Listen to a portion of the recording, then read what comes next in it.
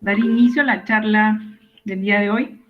Mi nombre es Mariluz Adanilla y en nombre de Gerencia quiero darles la más cordial bienvenida a esta charla sobre determinantes de la competitividad de los países para atraer inversiones para la minería, que estará a cargo del doctor Arturo Vázquez, que es también profesor de la maestría en gestión minera de Gerencia. La charla del doctor Vázquez va a tener una duración aproximada de 40 minutos, 30, 40 minutos, y luego vamos a tener unos 10 minutos más para absolver algunas consultas, comentarios que puedan hacer después de la charla del doctor Vázquez. Y bueno, pero antes quería, si me permiten, hacer una breve presentación de la maestría en gestión minera de Gerencia. La maestría en gestión minera de Gerencia es una maestría diseñada para aquellos profesionales que están buscando complementar sus competencias técnicas obtenidas a través de la formación universitaria de pregrado, ¿no? Con competencias de gestión. Entonces, la maestría en gestión minera le va a brindar al participante herramientas para gerenciar mejor. Es un complemento ideal para profesionales que han seguido las carreras de maestría, en general carreras como minas, geología, ingeniería mecánica, ingeniería química, metalurgia, ¿no? O sea, hay abogados, tenemos una amplia variedad de profesionales que tienen en común que trabajan en el sector minero. Entonces, esta maestría brinda, digamos, algunos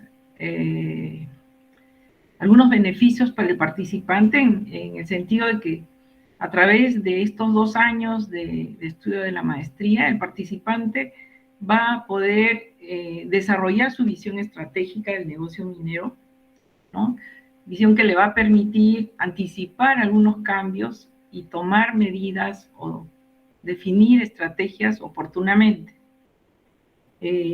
Otra segunda familia de competencias, digamos así, que se puede desarrollar a través de la maestría en gestión minera de Gerencia es la visión integral del negocio, ¿no? Normalmente cuando empezamos a trabajar en los primeros años de desarrollo en una empresa minera, estamos enfocados en alguna área, pero en la medida que nosotros vamos ascendiendo tenemos que tener una visión más integral de cómo afecta lo que yo hago a las otras áreas. Entonces, la maestría en gestión minera busca eso, busca que los profesionales tengan una mejor comprensión de las relaciones que hay entre los diferentes procesos, ¿no? Cómo lo que hace mina o deja de hacer puede afectar planta y cómo puede afectar, digamos, lo que finalmente nos paga el cliente por el concentrado. Entonces, están relacionadas incluso las áreas de apoyo.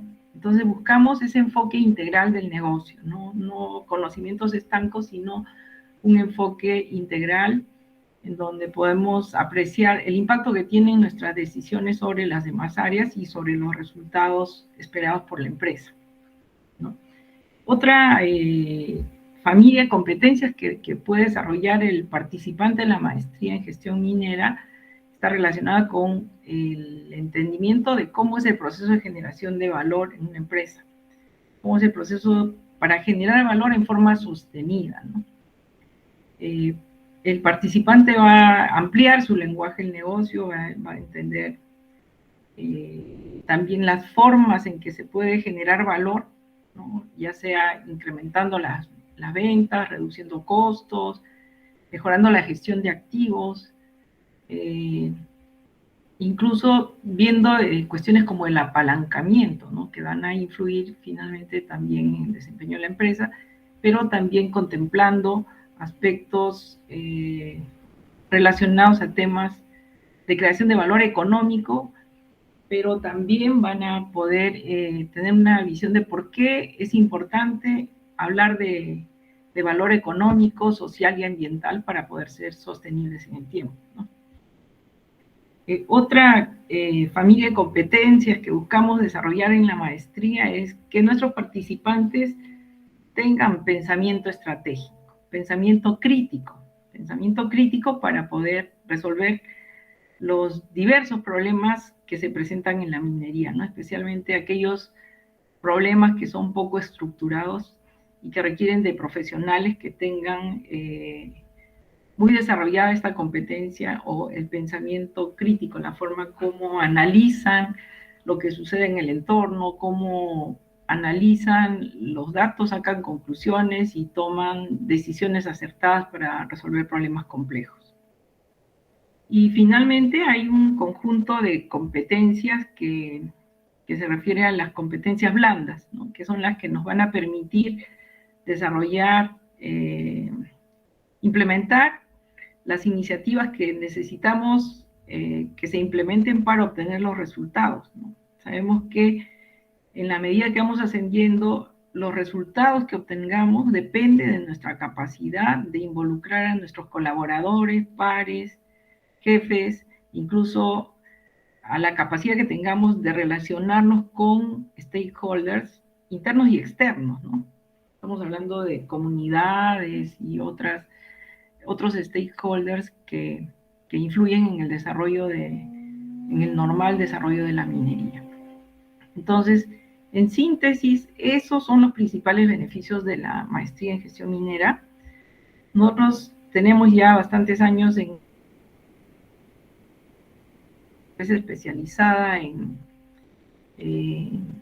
servicios de capacitación y consultoría. Hemos acumulado más de 20 años de experiencia trabajando con empresas mineras, y la escuela de posgrado Gerens, que fue fundada por la promotora Gerens, brinda este servicio de capacitación, entre los cuales ofrece la maestría en gestión minera, que ya vamos por la 10ª promoción este año. Entonces, por otro lado, tenemos las principales características diferenciadoras de esta maestría, ¿no? Esta maestría tiene como característica importante que tiene un diseño andragógico y colaborativo. ¿Cómo es esto? La maestría está diseñada teniendo en cuenta que nuestros participantes son ejecutivos, que no son profesionales que se dedican 100% a estudiar, sino que tienen tienen una familia, tienen muchas responsabilidades como jefes o gerentes o superintendentes, y entonces nosotros tenemos que ser muy creativos en formular o utilizar metodologías que hagan que este proceso de aprendizaje sea efectivo, ¿no? Nuestros alumnos siguen un proceso de aprendizaje que no es solitario, no es un proceso en el que el alumno estudia solo, sino que las sesiones son en tiempo real, ¿no? Los alumnos comparten una misma aula y desarrollan su proceso de aprendizaje no solo de lo que el profesor les enseña, sino que también al compartir las experiencias de profesionales que trabajan en empresas mineras diversas, ¿no? Tanto de tajo abierto, de gran minería, mediana minería, proveedores mineros, funcionarios de gobierno que están relacionados al sector minero. Entonces, es interesante escuchar en las clases esos intercambios que se dan de opiniones respecto a los diversos temas que son abordados en los diferentes cursos, ¿no? Otro factor diferenciador de la maestría de Gerens es el viaje a Colorado School of Mines. O sea, tenemos una semana de viaje en la cual los participantes tienen la oportunidad de llevar un programa de capacitación en Colorado School of Mines, que es la escuela número 1 en minas, ¿no?, en el mundo, y también reciben foros ejecutivos, participan en los foros ejecutivos en Colorado State University, ¿no?, una universidad que es líder en la gestión de recursos hídricos. Entonces, Esa es otra característica diferenciadora de nuestra maestría. Y por supuesto que una de las más importantes es la plana docente, ¿no? Contamos con una plana docente integrada por profesionales conocedores del sector minero, ¿no? Tenemos gerentes importantes de empresas mineras, tenemos profesores que cuentan con amplia experiencia en la enseñanza a nivel de maestría, ¿no? Y que han hecho consultorías para empresas mineras, o sea, que están vinculados con los retos que enfrentan las empresas mineras para poder lograr sus resultados. La malla docente de la maestría en gestión minera ha sido diseñada por un equipo de expertos que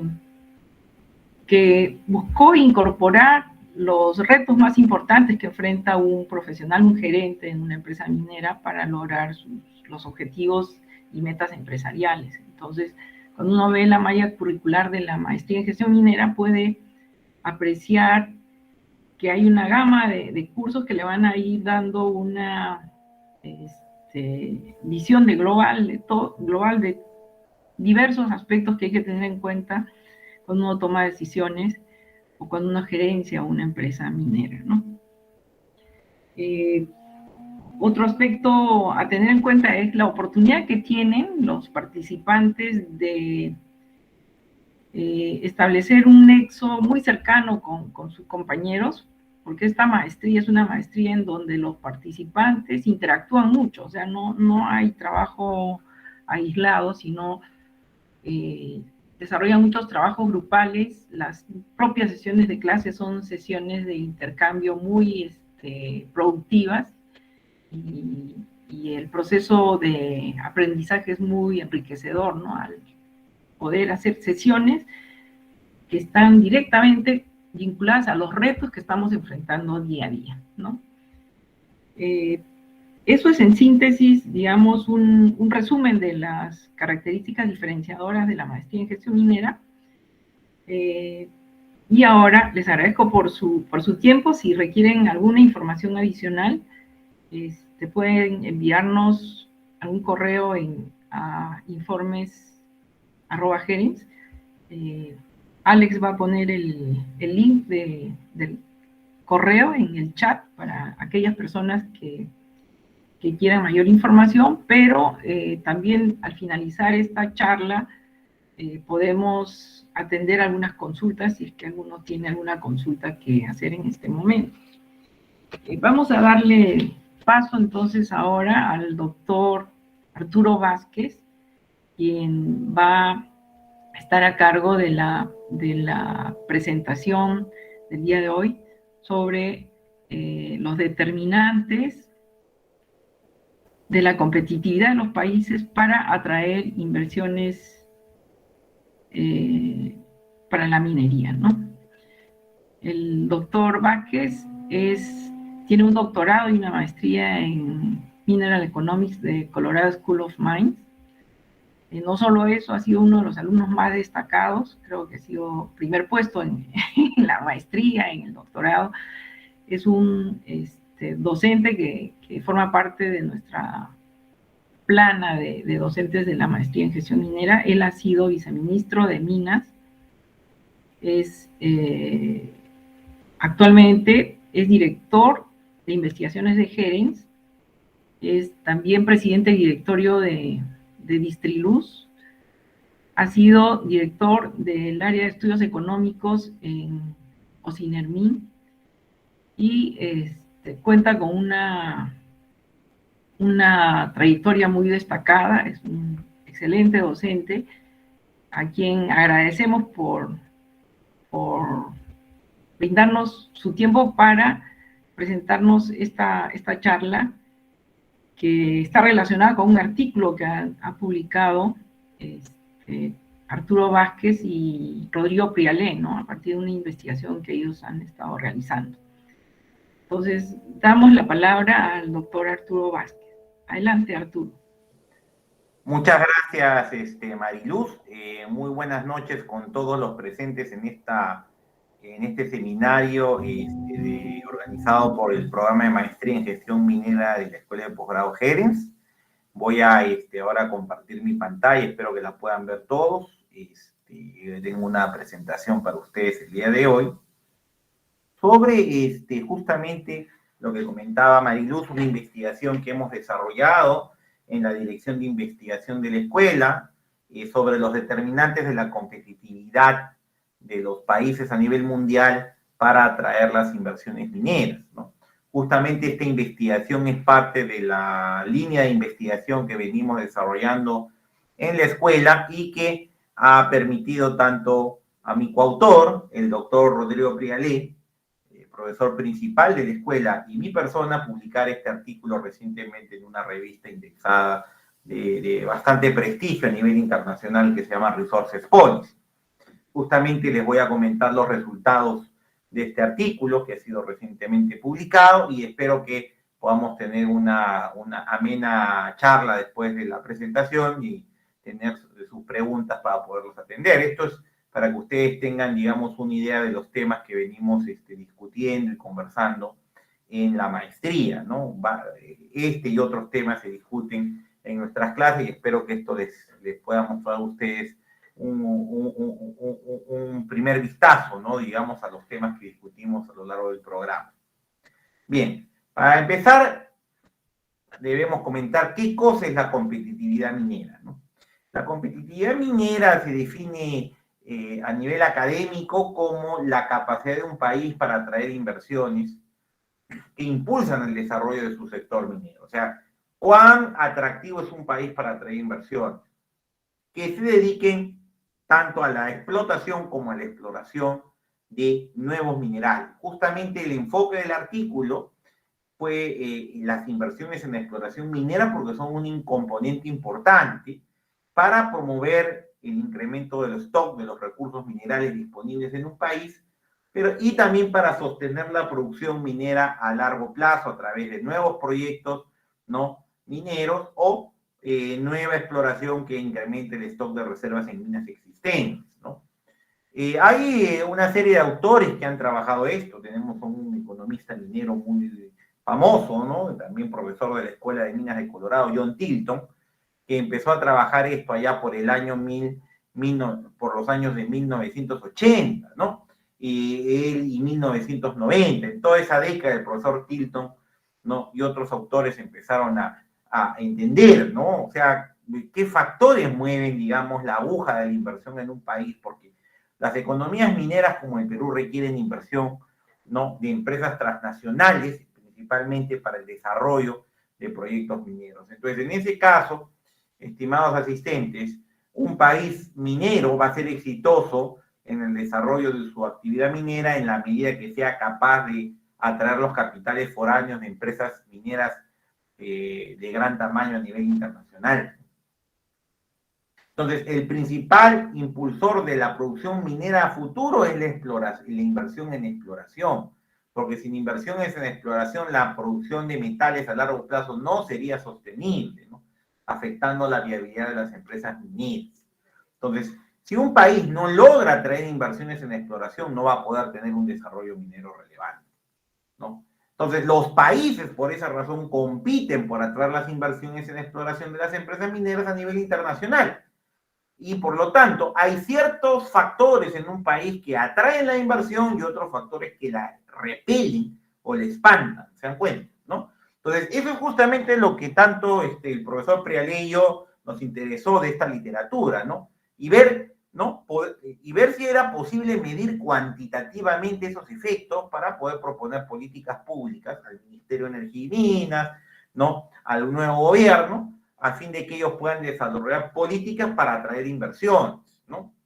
Y ahí es donde tenemos justamente, ¿no?, que la inversión en la exploración minera tiene efectos positivos sobre el Producto Bruto Interno de un país, ¿no? La producción minera estimula el crecimiento económico. En el Perú, que es una economía que tradicionalmente ha sido exportadora de minerales o metales refinados, ¿no?, cualquier aumento en este sector minero genera grandes movimientos de capital y además también crecimiento económico. Entonces, una inversión en exploración minera que ingrese a un país, ¿no? Aumentará la cantidad de reservas minerales disponibles y eso generará una mayor cantidad de proyectos mineros que aumenten la producción minera. Esa es, digamos, la línea causal, ¿no? Pero por la inversión en exploración hay una competencia intensa, ¿no? O sea, el Perú tiene que competir por la asignación de capital de exploración, que es un capital de riesgo, con otras plazas, ¿no? Como por ejemplo, en esta región tenemos a México, Colombia, Chile, Brasil. Nosotros tenemos que competir con estos países, ¿no? Entonces, si no somos competitivos, ¿no? No vamos a poder atraer esos capitales para poder desarrollar la industria minera.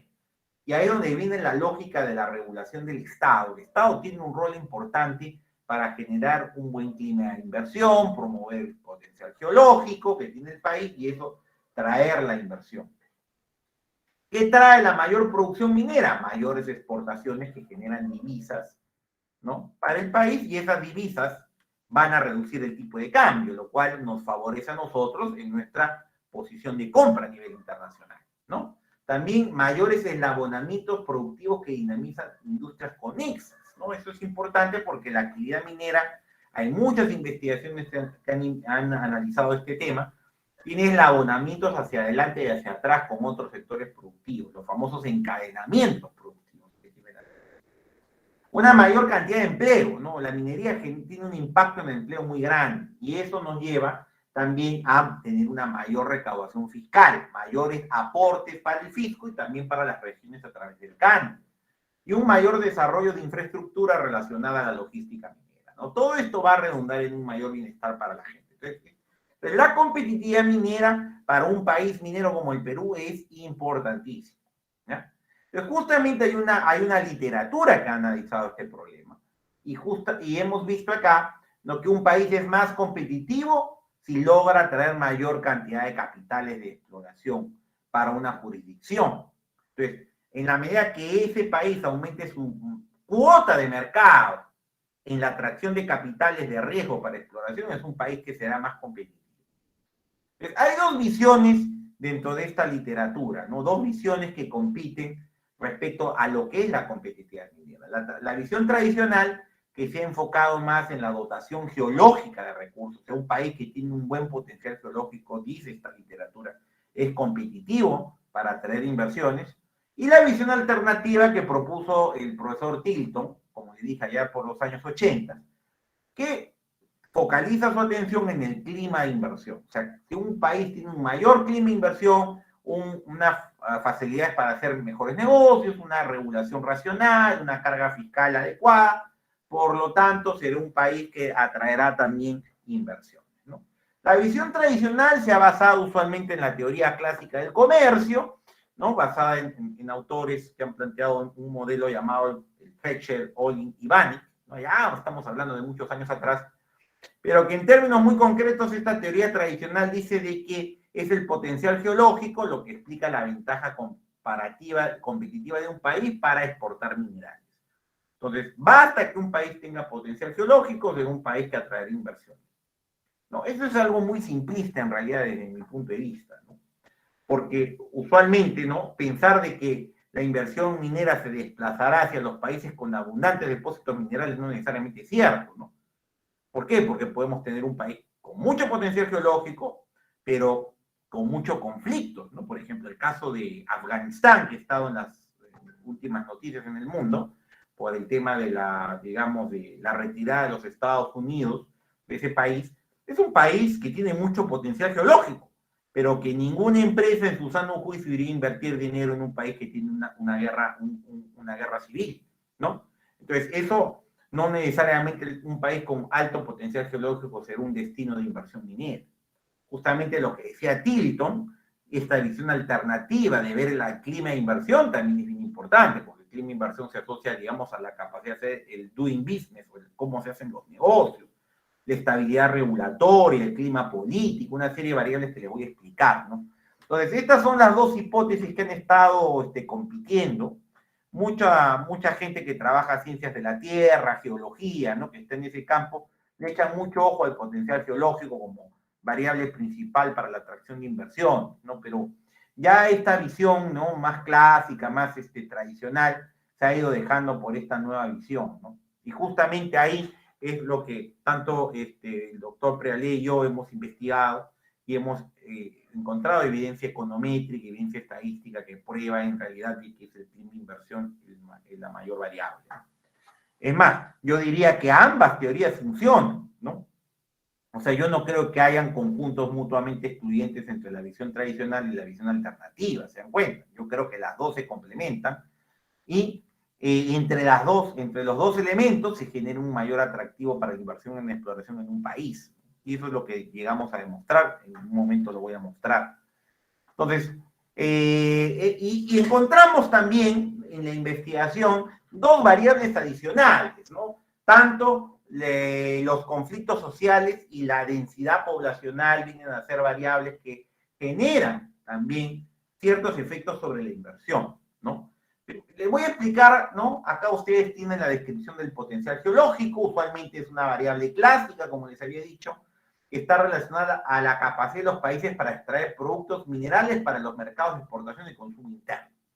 Entonces, es la visión clásica de la gente que considera que el potencial geológico es el principal impulsor de la competitividad, ¿no? Tilton plantea el clima de inversión, como le dije, ¿no? El clima de inversión es determinante para reducir el nivel de riesgo a la inversión y reducir también los costos de producción para extraer una mayor cantidad de minerales, ¿no?, a partir de la explotación de reservas de minerales, ¿no? Entonces, países que tienen un mejor clima de inversión tendrán costos de operación relativamente más baratos. Y eso hace que el país sea más competitivo para atraer inversión. Ahora, nosotros vemos los conflictos sociales y la densidad poblacional como repulsores, ¿no? O sea, disuaden la inversión. Un país que tiene mucho conflicto social, una guerra civil, o lo que vemos en el Perú, en donde hay, ¿no?, problemas de gobernanza, digamos, social en ciertos espacios, ¿no?, como el corredor minero, o por ejemplo en la zona norte del Perú, ¿no? Son países que van a disuadir la inversión porque se generan daños colaterales por los conflictos a una economía, ¿no? Un conflicto social genera una parálisis económica en una zona productora, genera impactos en las inversiones, disuade el desarrollo de proyectos, ¿no? Lo mismo pasa con la densidad poblacional, que mide el grado de urbanización. Contra más una región sea urbanizada, habrá menos espacio disponible para el desarrollo de proyectos mineros, evidentemente, ¿no? Hay una competencia por el uso de la superficie entre la urbanización, la habitabilidad del territorio por parte de una cantidad de personas y, digamos, la capacidad de poder extraer minerales explotando la superficie y los recursos minerales en el subsuelo. Entonces, un país más poblado será menos atractivo para la inversión, ¿no? Entonces, ahí ustedes, por ejemplo, el caso de Europa, ¿no? El caso de Europa, que tiene una densidad poblacional bien elevada. Es muy difícil hacer un proyecto minero en Europa ahora, ¿no? Entonces, ahí, esta hipótesis, ¿no?, también la vamos a evaluar, ¿ya? Ahora, para que ustedes entiendan qué cosa tiene el clima inversión, la Fundación Heritage de los Estados Unidos, ¿no?, construye lo que se llama el índice de libertad económica, que utilizamos en el estudio para medir el clima de inversión. Y justamente ahí tenemos 4 grandes grupos de variables, ¿no? El primer componente del clima de inversión está asociado al Estado de Derecho. O sea, ¿no?, si en un país se respeta la propiedad privada, si el gobierno no es corrupto, es un gobierno íntegro que respeta el Estado de Derecho, y la efectividad del Poder Judicial, ¿no? Entonces, eso es muy importante para el clima de inversión, ¿no? Ustedes verán qué está pasando en el Perú y por qué tenemos problemas con el tipo de cambio que se ha disparado, ¿no? ¿Por qué la gente no quiere invertir? Está asustada, es porque evidentemente viene un gobierno que quiere cambiar las reglas de juego y eso va a afectar el clima de inversión, ¿se dan cuenta? Es un tema, como les digo, ya conocido en el campo de la gestión pública, pero el nuevo gobierno, ¿no?, ha venido, yo creo, con una ingenuidad, ¿no?, de querer cambiar un modelo que ha sido exitoso y que guarda los estándares inclusive de países como la OCDE, ¿no? Ya felizmente el presidente Castillo, ¿no?, yo creo que en un acto muy inteligente está pidiendo que el Perú siga en el proceso de incorporación a la OCDE, ¿no?, que es este grupo de países del orbe desarrollado, ¿no? Entonces eso va a cambiar el clima de inversión y acá ustedes tienen la explicación de por qué el clima de inversión va a mejorar, se moverá mejor la aguja de las inversiones y el tipo de cambio tendría que caer, ¿no? Bien, el tamaño del gobierno es otro grupo de variables que es importante tener en cuenta. La carga tributaria, que ahora se está discutiendo una reforma tributaria, una carga fiscal muy elevada es disuasiva de la inversión. Entonces, en el Perú ya hay estudios, nosotros en la Dirección de Investigación de la Escuela de Posgrado Génesis estamos por también publicar un artículo sobre la carga fiscal minera y que vamos a presentar muy pronto, ¿no? Y ahí estamos observando que la carga fiscal en el Perú, dependiendo de la mina, puede fluctuar entre 45% y 60%. ¿Qué quiere decir? Que de 100 soles de utilidades que genera la mina, hasta 60 soles se puede llevar el gobierno y deja 40 soles al inversionista. Entonces, si tú subes mucho la carga fiscal, espantas la inversión, porque los inversionistas se van a ir a los países en donde tengan el mayor retorno. Y ese es otro tema que el gobierno no entiende. Lamentablemente se sigue insistiendo en aumentar la carga fiscal y eso es bastante delicado, por decirlo menos. Igual, ¿no? Si tienes un gobierno muy burocratizado, con un gasto fiscal muy grande, vas a tener un gobierno muy grande que también genera un riesgo de déficit fiscal y eso genera también problemas para la atracción de inversiones, ¿no? Porque un país que tiene un déficit fiscal muy grande tiene alto riesgo de no pagar sus deudas, de entrar en default y por lo tanto estar en crisis económica. Entonces ninguna empresa va a querer invertir en un país que tiene crisis económica, ¿no? Eficacia regulatoria, lo que tiene que ver con las libertades laborales, la libertad económica y el manejo del Banco Central de Reserva, eso también es bien importante, y la promoción de mercados abiertos asociados a la garantía del libre comercio internacional, la libertad de movimiento de capitales de inversión y la libertad financiera. Todo esto es parte del clima de inversión según el Heritage, la Fundación Heritage de los Estados Unidos. Entonces ustedes se darán cuenta cómo estamos en el Perú, ¿no? Todas estas variables están mínimo en color amarillo y muchas están en rojo. Y es por eso de que tenemos lo que estamos teniendo. Esperemos que el gobierno se haya dado cuenta de estos problemas y cambie su política en los próximos meses para beneficio de todos. Entonces, si el clima de inversión está mal, no esperemos que venga la inversión minera. Bueno, pues tenemos que mejorar el clima de inversión. Y para eso hay que atacar estas 12 variables. ¿Ya? Bien. Ahora, nosotros lo que hacemos en el estudio es un análisis econométrico. Vamos a hacer una evaluación de la relación entre la inversión en exploración minera y estos impulsores y repulsores de la competitividad, ¿no? Nosotros medimos el grado de competitividad como la cuota de mercado, ¿no? O sea, cuánto de la exploración minera absorbe un país del mundo, cuánto de la inversión en exploración minera un país recepciona. Y eso lo vamos a relacionar con el clima de inversión, el potencial geológico y los repulsores que medimos el conflicto social y la densidad poblacional. Y ustedes ven aquí cómo hemos hecho la métrica, ¿no? Hemos recolectado datos para el año 2014, este es nuestro año base, para 72 países del mundo, y ahí ustedes pueden ver las métricas que hemos utilizado para la competitividad minera, ¿no? Hemos utilizado el índice de clima y de libertad económica de Heritage Foundation, la cantidad de habitantes por kilómetro cuadrado, el número de conflictos sociales por kilómetro cuadrado, el potencial geológico se asocia al valor bruto de la producción minera de metales no ferrosos y el presupuesto total en exploración que se estima a través de una encuesta que hace ahora Standard & Poor's, ¿no? Entonces esta es nuestra variable dependiente y estas van a ser nuestras variables independientes, ¿ya? Y vamos a hacer un análisis econométrico para medir el impacto. Ahora, para que tengan una idea de lo que pasaba en el año 2014, ¿no? O sea, el gasto en exploración para desarrollo de nuevos proyectos de inversión, que es la, digamos, variable aproximada o proxy de la inversión en exploración minera, sería como 10.000 millones de dólares. Eso es lo que circulaba en el mundo para invertir en proyectos de exploración minera, ¿ya? Y 3 plazas se llevaban, ¿no? Como 3.500 millones de dólares. Casi un poquito más de un tercio se lo llevaba Canadá, Australia y los Estados Unidos, ¿ya? Canadá, Australia y los Estados Unidos se llevaban más de un tercio. ¿Por qué? Porque son los países que tienen mejor atractivo para inversión y tienen un potencial geológico muy atractivo también. Perú, si ustedes se dan cuenta, en el año 2014, que es el año base de nuestro estudio, se llevaba 559 millones de dólares, ¿no? Eso es el 5% nada más del capital de exploración. Y ustedes se dan cuenta ahí, ¿no? Que Chile tenía una mayor cuota, ¿no? Casi el 7% de la cuota de mercado. O sea, nos ganaba Chile, ¿no? Y qué decir México, ¿no? Que tenía también casi el 8%, ¿no?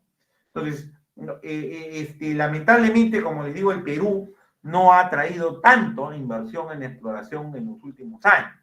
La idea de ser competitivo es que Perú, de tener 500 millones, pase a 1.000 millones, a 1.200 millones, es extraordinario. Pero como está el clima de inversión ahora y la situación política en el Perú es bien complejo, ¿no? Entonces, esa cifra yo estimo que ha bajado, por lo tanto, en los últimos tiempos. Ahora, uno de los temas, ¿no? Digamos, estadísticos que uno tiene que tratar para evaluar la relación entre el gasto en inversión en exploración y las variables explicativas es la forma en que estos gastos se distribuyen. Ustedes ven aquí una estimación de la distribución de los gastos y la mayor parte de los gastos se distribuye entre muchos países. Muchos países aglomeran muy poca inversión. La masa de probabilidad de toda esa inversión es muy pequeña. Es muy alta para gastos de exploración muy pequeños, cercanos al cero, ¿no? O sea, son muy pocos países los que compiten, ¿no? Si ustedes se dan cuenta, la cola son los siete primeros países, incluido el Perú, están en esta cola, ¿no? Y eso hay que tratarlo econométricamente. Hay un modelo que les voy a mostrar rápidamente, ¿no? El gasto promedio en exploración de esta distribución de 72 países solamente fue 137 millones. 137 millones en promedio un país atrae a sus economías, pero hay muchos países que tienen, ¿no?, valores muy cercanos a cero, ¿no? No son plazas de inversión o simplemente no tienen dotación geológica, ¿no? Entonces, este tema no ha sido bien tratado en la literatura y justamente por eso es la innovación que se hace en el artículo y lo que ameritó también su publicación en esta revista indexada internacional, ¿no? Nosotros planteamos un modelo, es un modelo en forma exponencial, que es este de aquí, ¿no?, que nos permite tratar ese problema de esta distribución. Es una nota técnica, brevemente lo comento para que ustedes vean, digamos, por qué es complejo. O sea, un modelo estadístico común y corriente no permite tratar el análisis de la inversión en exploración. Y es por eso que hay que buscar un modelo más sofisticado como este modelo que permite relacionar los gastos de exploración, que es la proxy de la competitividad minera, con los gastos, ¿no?, asociados al potencial geológico, medido como el valor bruto de la producción minera, el clima inversión, medido como el índice de libertad económica, los conflictos sociales por kilómetro cuadrado y la densidad poblacional, ¿no? Entonces vamos a estimar este modelo. Hay una metodología econométrica que se llama el método de máxima verosimilitud. Esto se mete en la computadora con la data estadística de los 72 países y encontramos los resultados. Lo que yo les voy a mostrar ahora son algunos indicadores cuantitativos, ¿ya?, que se mide con el criterio de la elasticidad, ¿no? La elasticidad en economía es una métrica que mide la sensibilidad de la variable independiente respecto a cambios en la variable independiente, ¿ya? Les voy a explicar acá con los resultados. Una vez que hemos estimado el modelo, mostramos en el trabajo la elasticidad de cambio promedio en los factores de ubicación sobre los gastos de exploración minera, ¿no?, los factores de asignación de capital. Entonces ustedes van a ver aquí que tanto el potencial geológico y el clima inversión tienen elasticidades positivas. ¿Qué significa eso? Que son variables que estimulan la exploración minera, ¿no?, porque su coeficiente es positivo. Por ejemplo, el potencial geológico a nivel promedio en toda la muestra de 72 países, ¿no?, genera una respuesta positiva. Quiere decir que ante un aumento de 1% en el grado del potencial geológico de los países de la muestra, el gasto en exploración minera por país aumenta en 0.25%. Eso es lo que quiere decir ese parámetro. Pero miren el clima inversión, ¿no? Ante un incremento de 1% en el índice de libertad económica, ¿no?, el gasto, ¿no?, en inversiones en exploración minera que pueda traer un país crece en 2.13%. Entonces, ¿qué significa eso? Que la variable clima inversión es bien elástica, ¿no? Es bien elástica, quiere decir que su impacto es mucho más que proporcional, ¿no? A la unidad, ¿sí? Entonces, si ustedes se están dando cuenta, el clima inversión tiene mayor potencial de atraer capitales de inversiones en exploración que el propio potencial geológico, que tiene un efecto inelástico, ¿no? 0.25%. Ahora, los repulsores, ¿no? Demostramos en el trabajo que los conflictos sociales y la densidad poblacional que aproxima el grado de urbanización de un país tienen un impacto negativo en la competitividad minera, ¿no? Por eso lo pongo en rojo. Por ejemplo, por cada incremento de 1% de los conflictos sociales por kilómetro cuadrado de un territorio, se reduce en ese país en 0.47 los gastos de inversión en exploración. Y similar magnitud tenemos para un incremento de 1% en la densidad poblacional. Se reduce la inversión en exploración en 0.48%. Entonces, así de dramático es la cosa, ¿no? Entonces, hay que plantear políticas, ¿no? ¿Qué haríamos como país? Tenemos que promover estas dos variables y tratar de mitigar los efectos negativos de estas dos variables, ¿no? Eso, digamos, que es la alternativa de política pública que tendría que seguir el gobierno, el Ministerio de Energía y Minas, ¿no? Y las entidades correspondientes, ¿no? Y acá les pongo la interpretación justamente, pues un incremento de 1% en el clima de inversión aumenta en 2.13% la inversión en exploración minera en una jurisdicción, ¿no? Y acá les pongo pues que el potencial geológico del clima de inversión se convierten en impulsores de la competitividad, mientras que los conflictos sociales y la densidad poblacional son repulsores, espantan la inversión, ¿no? Entonces justamente ahí, ¿no? Es lo que yo les planteaba de las políticas, ¿no? Políticas públicas. Miren, hemos hecho también el cálculo ya para ir cerrando con los números, para por región a nivel del mundo. Y ustedes se darán cuenta, ¿no? Que Norteamérica tiene los valores más interesantes, ¿no? En lo que tiene que ver con los drivers positivos y los repulsores. Miren, por ejemplo, si en Norteamérica se incrementa en 1% el potencial geológico, aumenta la atracción de inversiones en exploración minera en 1%. O sea, hay una elasticidad unitaria, ¿se dan cuenta? Y ese valor es el más alto respecto a otras regiones del mundo. Es por eso que ustedes se darán cuenta por qué tanto Canadá como los Estados Unidos, ¿no? Atraen las mayores inversiones en capital. Tanto así también miren la elasticidad del clima de inversión de Norteamérica, es 2.74, que es más alta que el resto de zonas geográficas. Entonces, el efecto de los conflictos sociales en Norteamérica es muy bajo, casi es cero, o sea, no tiene un impacto elástico en la disuasión de la inversión.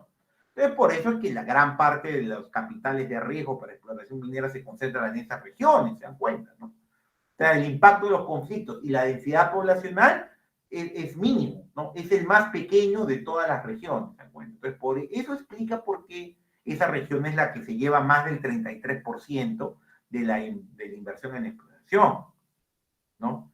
Estamos hablando de territorios muy extensos, con poca densidad poblacional, ¿no? Tanto Canadá, los Estados Unidos, México tienen, ¿no? Una baja densidad poblacional porque tienen territorios muy grandes, ¿no? Tienes gran potencial geológico, metido en reservas, en producción minera, un buen clima de inversión, ¿no? México es parte, digamos, del Tratado Libre de Comercio del Norte, tiene integración con el norte, ¿no? Y el efecto de los conflictos sociales está controlado. Quizás en México eso sí sea relevante, pero el estudio no nos permite ya ver país por país, ¿no? ¿Cómo estamos en Latinoamérica, ¿no? Es donde está Perú, ¿no? Y ahí tienes el caso, pues, ¿no? Tienes el caso, pues, del potencial geológico, el clima de inversión tiene una elasticidad intermedia para el potencial geológico, pero siempre el clima de inversión tiene una elasticidad mucho más alta. Entonces, ¿qué quiere decir? Que en Latinoamérica también el clima de inversión es la variable más importante para atraer inversiones, ¿no? Es contraintuitivo respecto a la visión tradicional en donde el potencial geológico es el único valor que mueve la aguja. Pero miren lo de los conflictos sociales, entonces bastante alarmante que los conflictos sociales en Latinoamérica sean muy disuasivos respecto a otras regiones del mundo. ¿no? Ustedes verán ahí 0.70 de la elasticidad del efecto de los conflictos sociales sobre la inversión en exploración minera. ¿No? Que por cada 1% que incrementen los conflictos sociales en un territorio, se reduce en 0.7% la inversión en exploración. Y es bien alarmante, y porque es bien desafiante la inversión en exploración minera y el desarrollo de proyectos mineros en nuestra región. Ese es un tema bastante importante. Y también, sin entrar ya al detalle econométrico, no lo voy a mostrar aquí ya para no abusar del tiempo, hemos evaluado también la hipótesis de Tilton, ¿no? Porque Tilton planteaba de que el potencial geológico tiene menor efecto en el clima de inversión, ¿no? Perdón, en la atracción de capitales de exploración. Entonces nosotros demostramos, ¿no?, en el artículo, de que la elasticidad del clima de inversión hacia la inversión en exploración minera es mucho mayor que la del potencial, geológico, ¿no? Entonces, nosotros rechazamos la visión tradicional y mantenemos la visión alternativa, ¿ya? Nos quedamos con la visión alternativa, ¿no? Y ustedes ya habrán visto algunos números. Nosotros en el artículo hacemos la hipótesis, ¿no?, con la prueba estadística correcta. No lo voy a aburrir con los números, ¿no? Pero lo demostramos que el clima de inversión es la variable más importante, que es la hipótesis original del profesor Tilton. ¿Ya? Bien, algunas recomendaciones y conclusiones ya para ir terminando, ¿ya? Entonces, ¿no?, recapitulando un poco lo que hemos encontrado con mi colega, el profesor Prialé, ¿no?, señalamos que los 4 drivers de la competitividad minera para atraer inversiones en exploración son el potencial geológico, el clima de inversión, los conflictos sociales y la densidad poblacional. ¿Ya? Eso es lo que mostramos. 2, ¿no?, factores impulsores y 2 factores repulsores, ¿no? Ahora, el potencial geológico lo maneja el Ministerio de Energía, porque es la entidad pública que se encarga de mover el catastro minero. Está el INGEMET, por ejemplo, en el Perú, que se encarga de la revisión de la información geológica, ¿ya? Pero el clima de inversión lo manejan un montón de ministerios, ¿no? Ministerio de Economía y Finanzas, Ministerio de Comercio y Turismo, ¿no? Yo diría el Ministerio del Interior, por el tema de seguridad ciudadana, el Poder Judicial, ¿no? O sea, si ustedes vean el Banco Central de Reserva, entonces, el Ministerio de Energía y Minas tiene muy poco que hacer, ¿no? Si no hay un trabajo coordinado con otros sectores. Ese es el gran problema de por qué no nos ponemos de acuerdo en una política única y pública que nos permita promover los impulsores y controlar los repulsores. Hay demasiadas entidades respecto al resto de variables,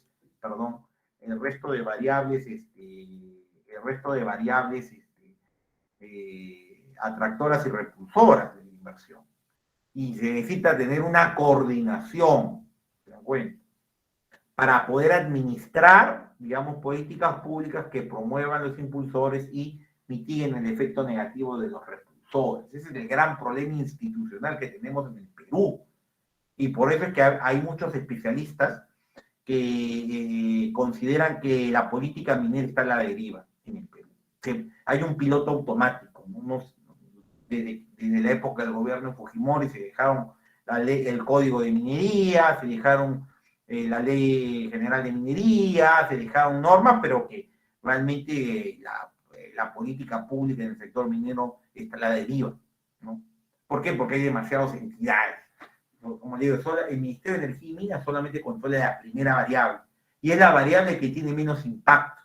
Es lo más gracioso. O sea, la variable que tiene menos impacto, que es el potencial geológico, ustedes han visto los números de las elasticidades, a nivel regional es la de menor impacto, es la variable que tiene una entidad pública única que la controla.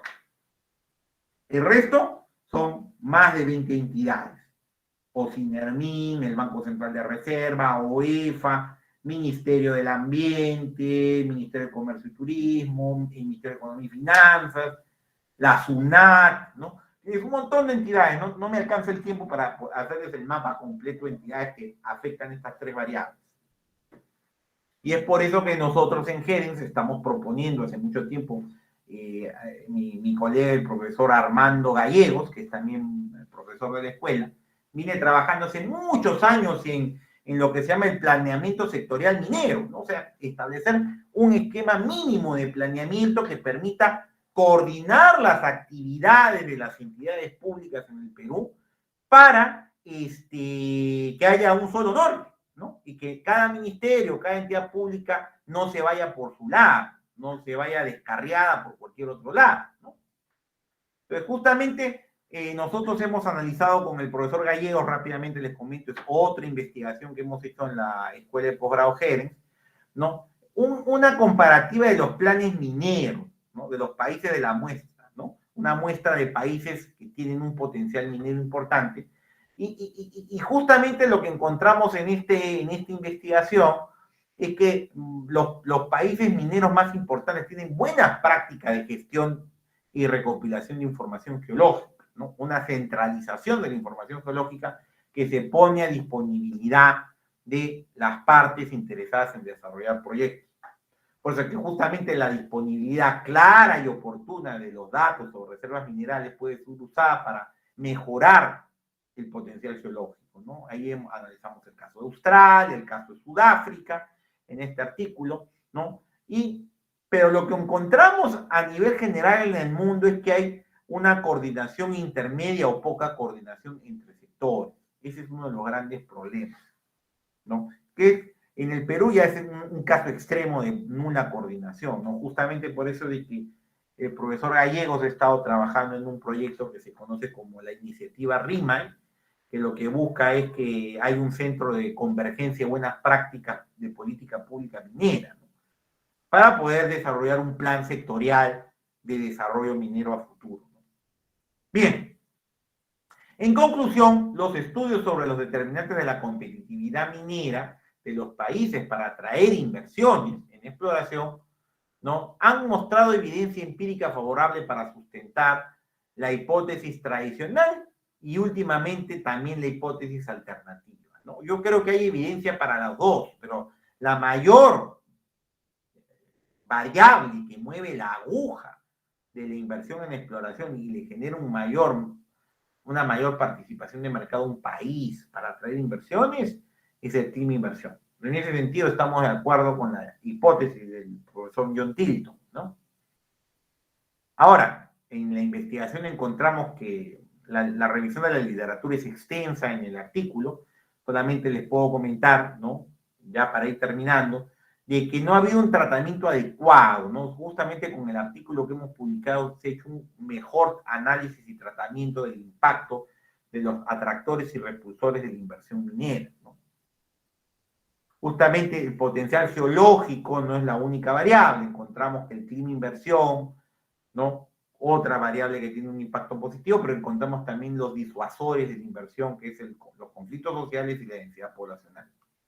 Pero justamente cada región tiene que plantear políticas públicas claves para poder promover estos atractores y controlar los repulsores.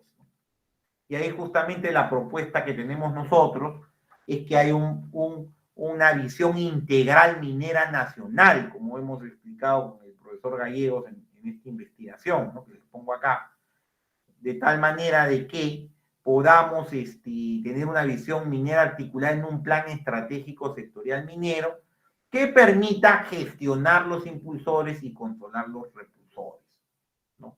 Ahora, todo eso implica pues el ámbito de la política, ¿no? Lamentablemente en el Perú la política está desordenada, lamentablemente, pero también tiene que ver con la política económica, social, la tecnología, la regulación ambiental y el marco jurídico. Todos esos elementos se requieren para poder gobernar estas variables.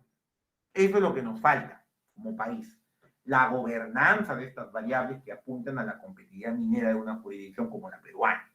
Entonces, si ustedes quieren ver acá lo que hemos trabajado en los últimos 2 años en la escuela, en este campo, en la competitividad minera, tenemos el trabajo de Vázquez y Prialé, que es el que he presentado principalmente en este seminario, que ha analizado los impactos estadísticos sobre la competitividad minera de estas variables impulsoras y repulsoras, y el trabajo con el profesor Gallegos para lo que es la gestión minera a través de un plan estratégico sectorial, ¿no? estamos en esa línea de investigación. Y acá les dejo los enlaces, ¿no? del artículo que se publicó. Está disponible en la página web de Science Direct, ¿no? Que publica la editorial Elsevier, que es una de las más prestigiosas del mundo. Y el artículo se llama Competitividad de los países y asignación de inversiones en la industria minera, una revisión de la literatura y nueva evidencia.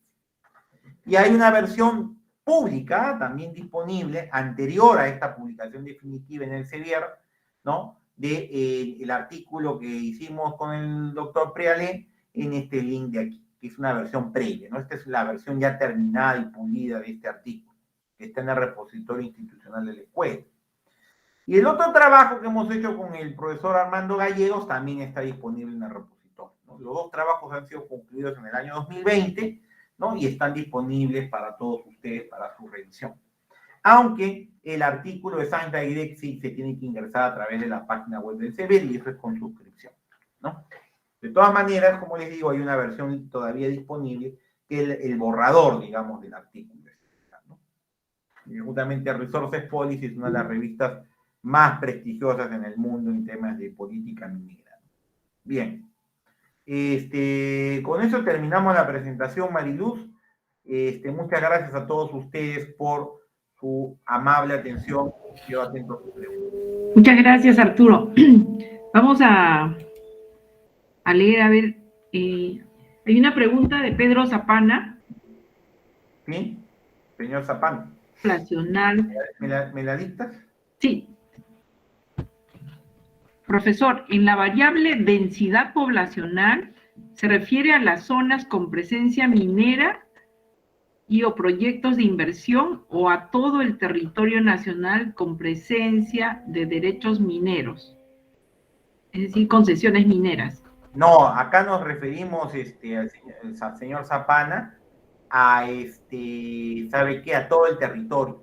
A todo el territorio. Sí, con concesiones mineras. Sí, y tiene otra pregunta que dice, la siguiente pregunta de Pedro Zapana es, ¿cómo interpolamos estos resultados con el índice Fraser o con el índice de competitividad de la industria minera? A ver, yo tengo una opinión particular sobre el Fraser, ¿ya?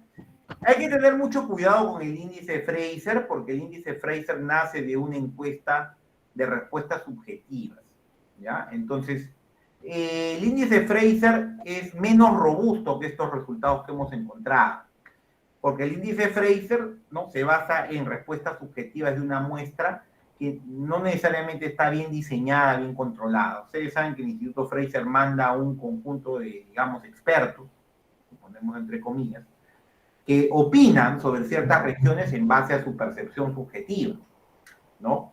Justamente lo que hemos encontrado en este artículo, ¿no? Discrepa de este resultado subjetivo y va a un análisis objetivo y cuantitativo, ¿no? Tanto así que ha merecido la publicación en una revista científica, ¿no? Entonces, yo diría que las aproximaciones son diferentes. En nuestro caso, el Fraser solamente nos da percepciones subjetivas, ¿no? Mientras que en este estudio lo que encontramos son métricas cuantitativas basadas en evidencia estadística robusta de una muestra de 72 países. Entonces son aproximaciones diferentes y yo creo que los usos también son diferentes. En todo caso, ¿no? Yo con este estudio yo tengo información cuantitativa que puede guiar la política pública. En cambio, en el Fraser solamente tengo percepciones subjetivas que pueden cambiar cada año a año en función de la opinión subjetiva. Es por eso que hay que dar cuenta que en la literatura científica y académica no se utiliza el Fraser, ¿no? Porque evidentemente no pasan, digamos, las reglas científicas de evaluación del método de investigación.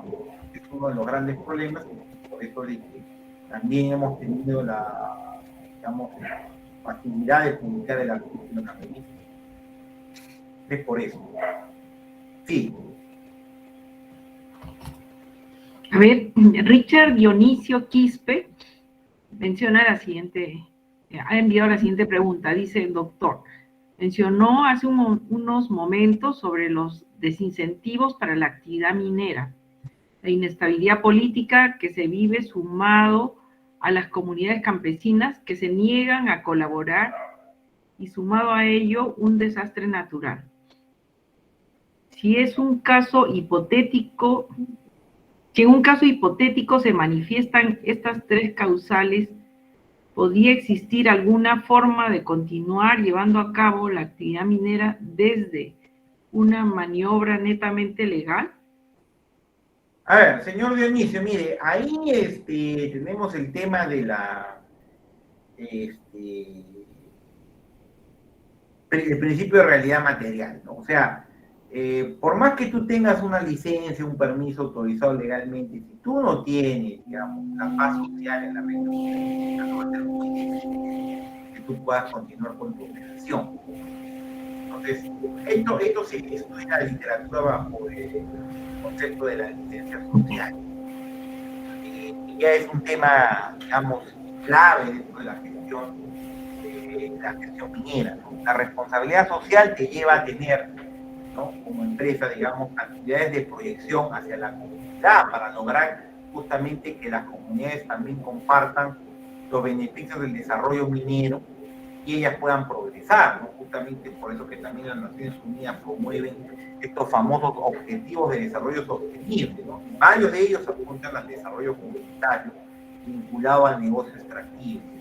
Entonces, justamente lo que encontramos en la investigación, le voy a mostrar acá el número, voy a volver acá, es que independientemente del permiso legal o no, si tienes un país con una cantidad de conflictos muy grande en el territorio, vas a tener un efecto disuasivo para la inversión minera, 0.47%. O sea, por cada 1% que escale la cantidad de conflictos, ¿no?, vas a reducir inversiones en capital en 0.47%. Independientemente del permiso legal, empíricamente encuentras que el efecto es disuasivo. Por eso es que tiene que haber no solamente una intervención de parte de la gestión minera de las empresas en el rubro de la responsabilidad social, que es un tema que manejamos también en los cursos de la maestría en gestión minera, y ahí está mi colega la doctora Ana Rosa Danilla y otras profesoras, la doctora Mariluz también trabaja en este campo, ¿no? Justamente las profesoras explican todos estos temas, cómo se hace la gestión de la responsabilidad social, que tiene que ver también parte de la gestión minera, ¿sí? Pero no solamente estamos hablando de la empresa minera, sino también de la política pública del Estado, que ahí es donde tenemos al gran ausente. O sea, porque en realidad si el Estado funcionara bien, las empresas mineras podrían hacer una gestión de la responsabilidad social, pero lamentablemente muchas partes del Estado está ausente, ¿no? Y eso es lo que genera este resultado. Ok. Arturo, hay una pregunta de Andrea Narrea. Sí. Que dice, doctor, ¿cómo ve el mediano plazo, al mediano plazo el clima de inversión en el país? Bueno, realmente hay mucha incertidumbre,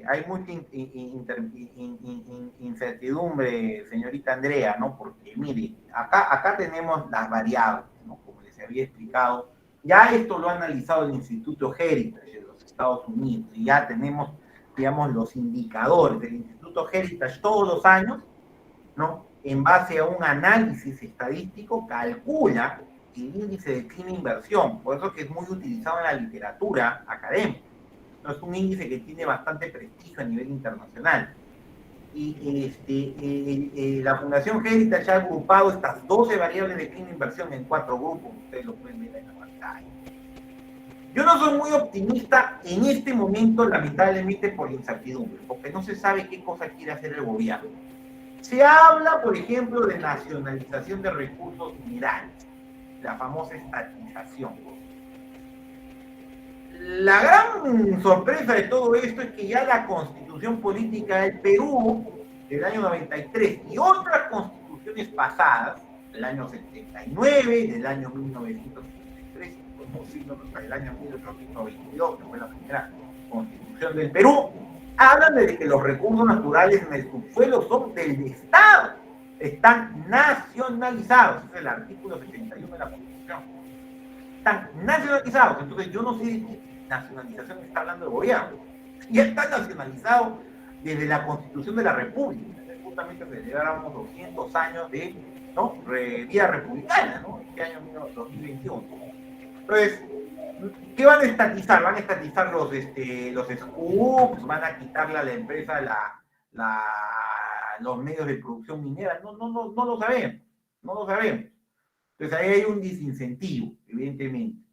¿Qué va a pasar con la déficit fiscal? Tampoco no sabemos, porque el gobierno quiere poner bonos, quiere gastar la plata, y eso va a ampliar la brecha fiscal. ¿Se dan cuenta, no? En libertad económica, evidentemente el gobierno lo que quiere es cambiar la constitución y pasar a un sistema más de planificación centralizada con poca libertad económica.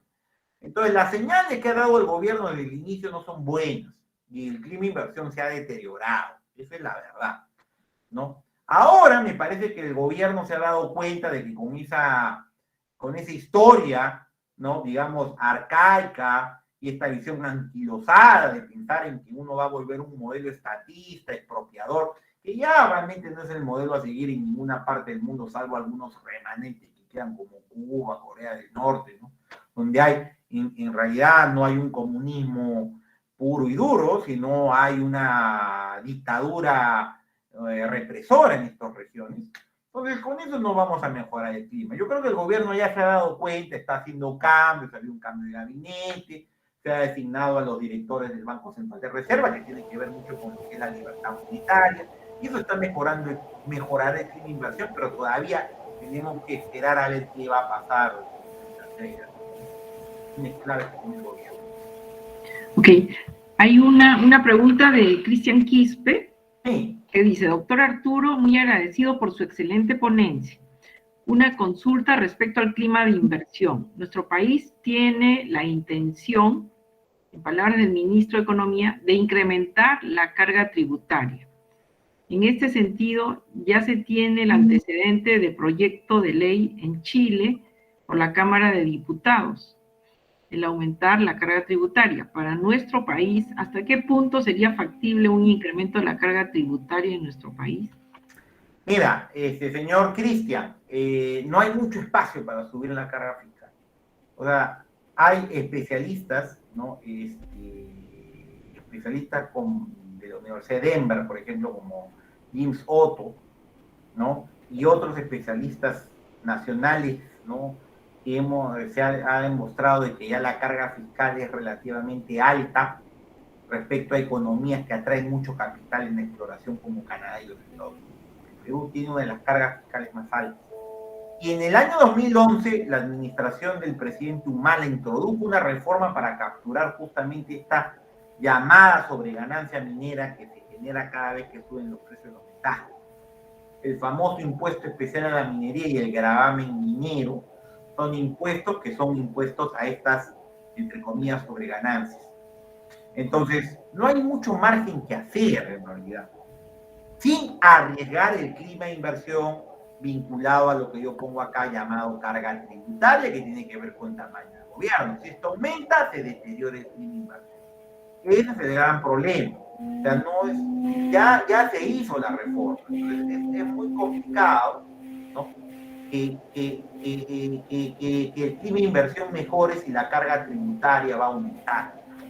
Lo que tenemos que hacer es tratar de aumentar la cuota mundial por la cual tenemos que competir para atraer inversión. Y justamente aumentar la carga fiscal va en contra de esa política.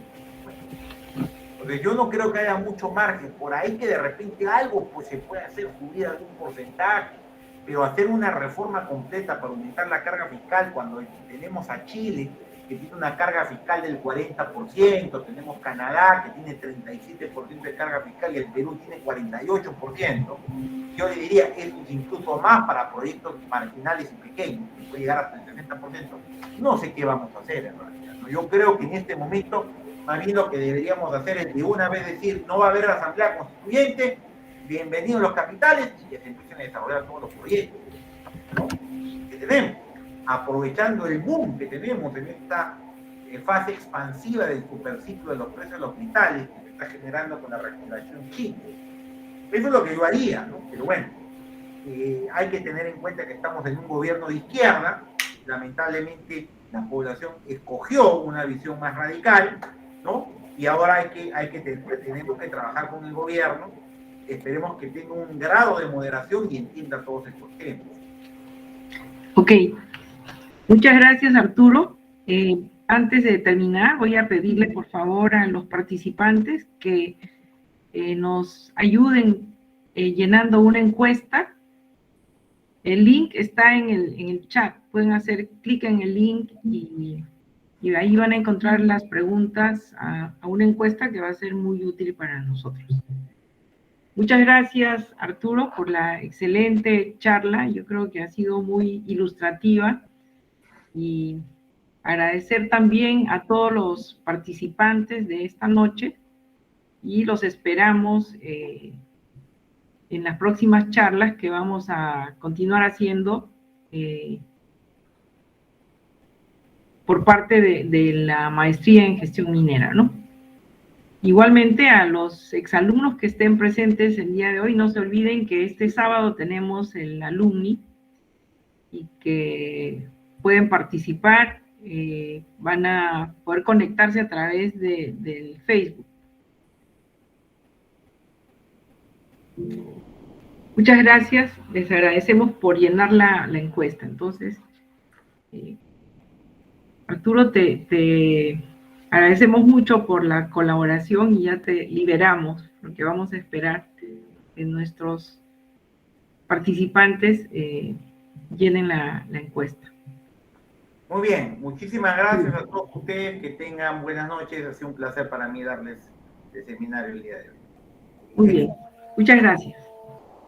Hasta luego. Hasta luego.